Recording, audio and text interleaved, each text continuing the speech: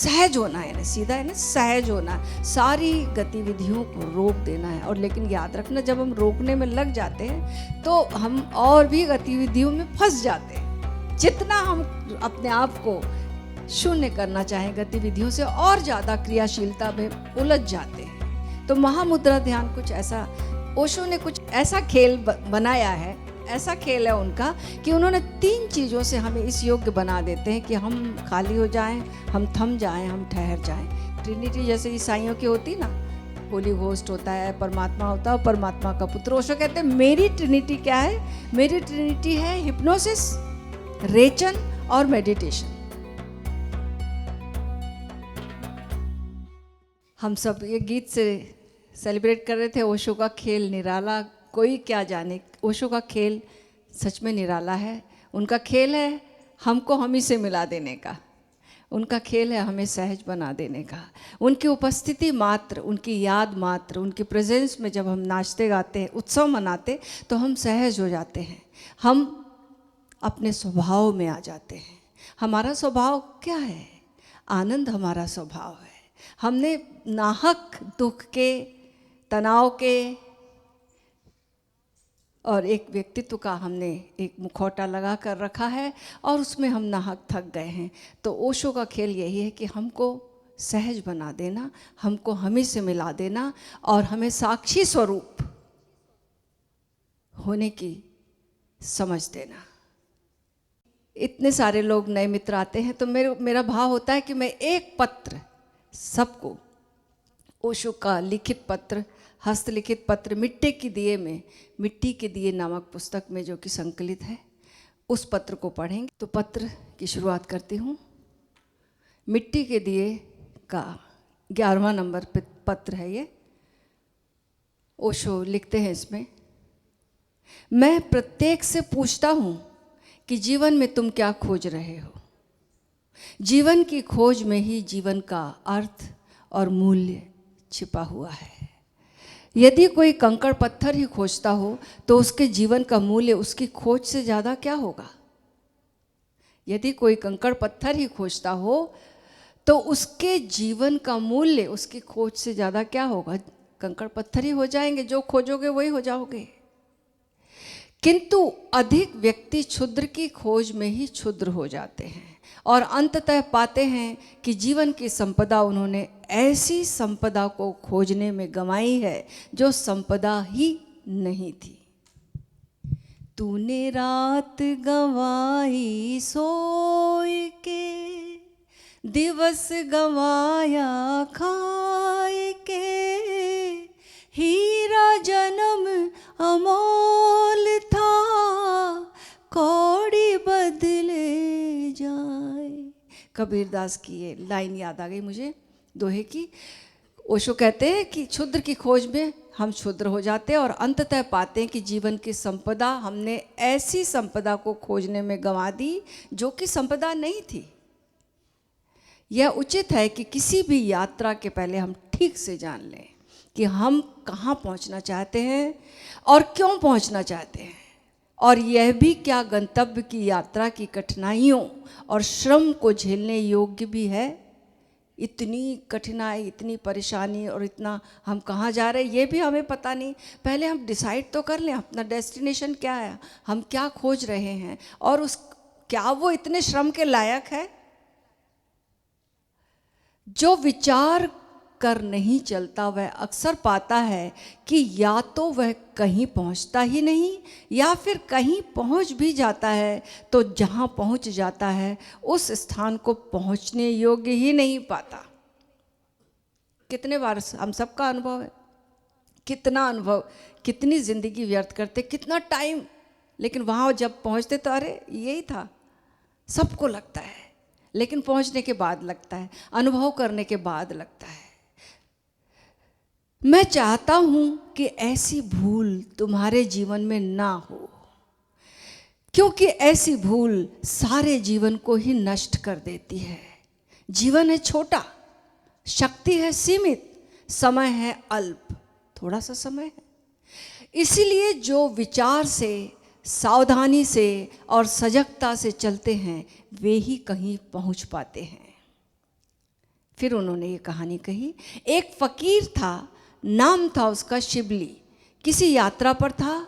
मार्ग में एक युवक को कहीं तेजी से जाते हुए देखा तो उसने पूछा, मित्र कहाँ भागे जाते हो?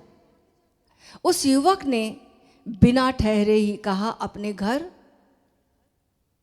शिबली ने इस पर एक बड़ा अजीब सा सवाल किया। पूछा, कौन सा घर? मैं भी तुमसे यही पूछता हूं, तुम भागे जा रहे हो, सभी भागे जा रहे हो, सभी भागे जा रहे हैं। मैं पूछता हूं, कहां भागे जा रहे हैं? कहां भागे जा रहे हो? सारी दौड़ कहीं अंधी तो नहीं है? कहीं ऐसा तो नहीं है कि सब भाग रहे हैं इसलिए तुम भी भाग रहे हो, बिना यह जाने कि कहां जाना है? ऐसा है? जरा अपने आप से पूछते चलना, नहीं तो मात्र सुनना नहीं है, क्वेश्चनिंग भी अपने से हो, क्या हम भी ऐसा ही कर रहे?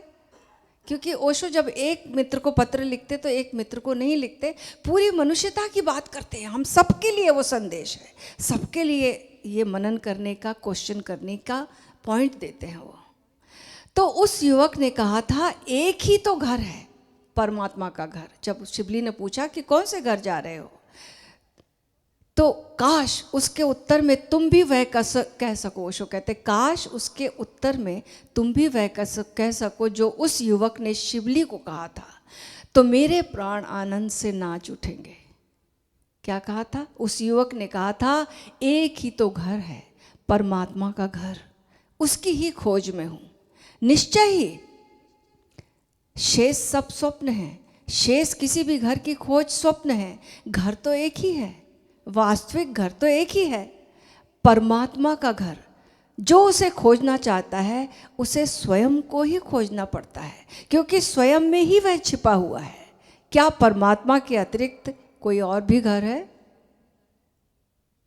सब घर तो सराय हैं, क्योंकि हर घर एक ना एक दिन तो छूटता है, नहीं छूटे तो मृत्यु छुड़ा लेती है।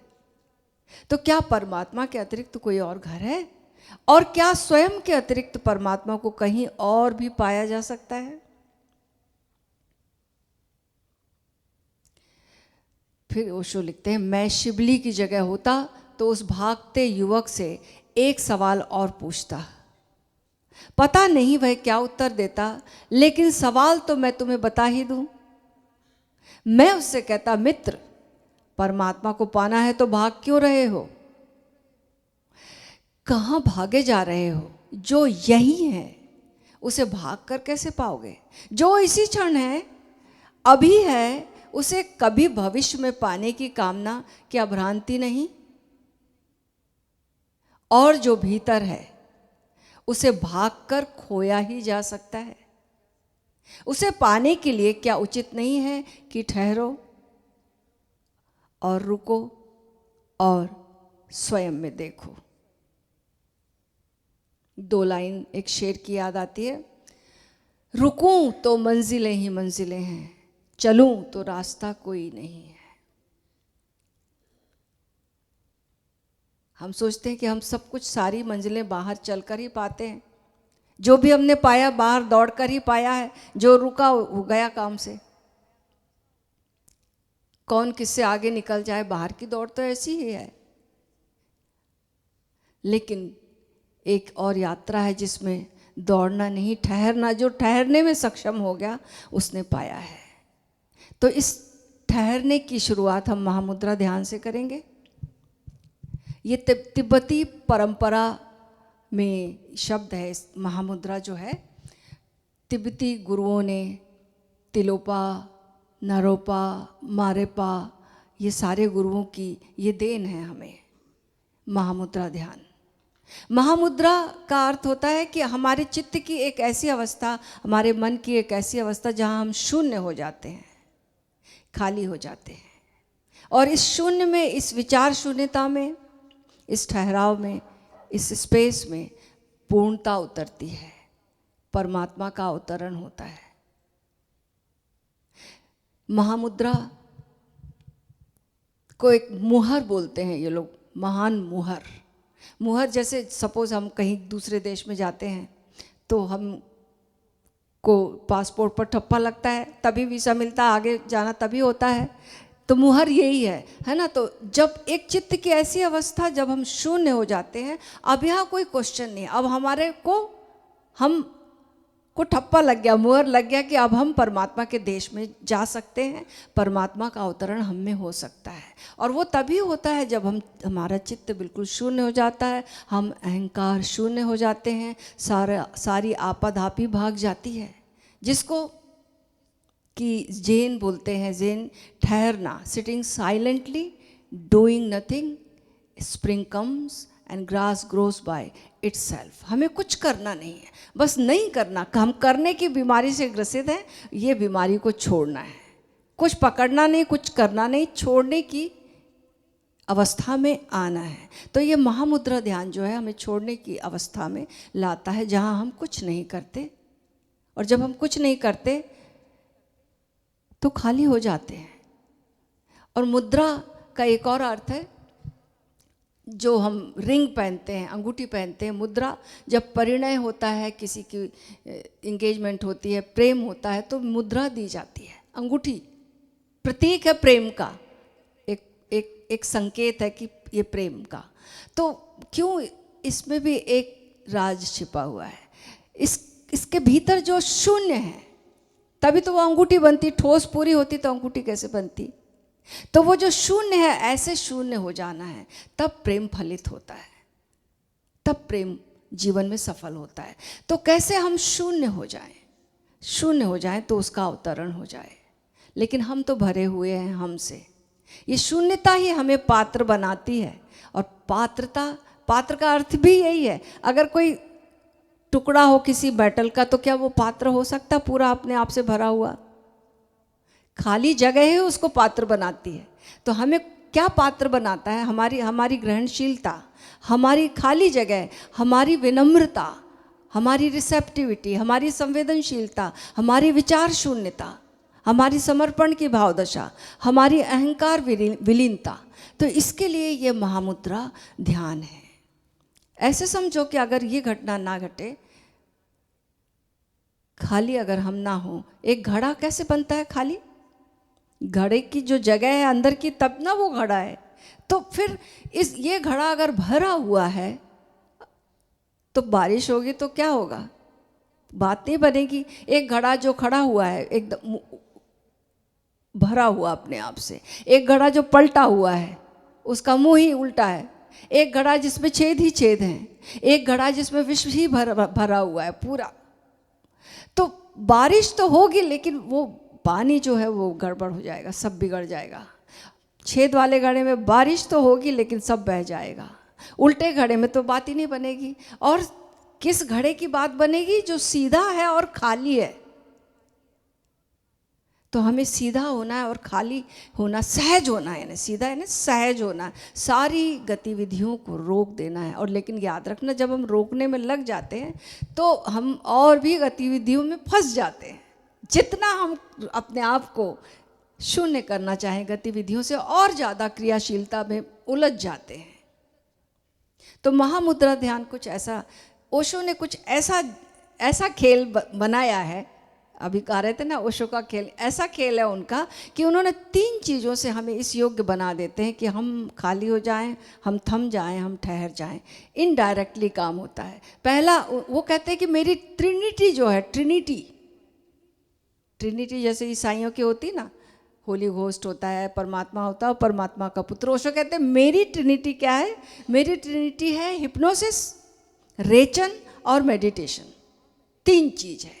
तो हमने आज सुबह हमने ध्यान किया, रेचन किया, उसमें सबने किया, जम के मैं सुन रही थी, अच्छा रेचन हुआ। और जो नहीं किया वो चूक गया होगा। लेकिन पहला जो है वो रेचन का हमने किया।